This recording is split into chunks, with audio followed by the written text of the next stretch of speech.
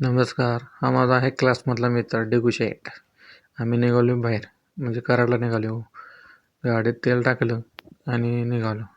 हे जाता जाता कोणी प्राणी बांधून ठेवला आहे बघा. नंतर ना मग गेलो कराडात. कराडात तर ट्रॅफिक भरपूर येतं. मग ट्रॅफिक बघत बघत आता हे पोचलो लोकेशनवर. आपल्याकडे कुठं जायचं तिथं पोचले.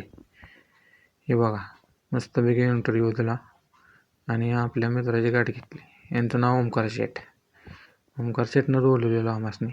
मग गप्पा मारत गोष्टी मारत आपला नाश्ता करायला गेलो. नाश्ता म्हणलं की आपल्याकडे एकच दिसतंय, वडापाव. मग काय घरी फिरलो. घरी येता येता मग काय थांबत थांबत इकडे तिकडे शूटिंग करत आलो.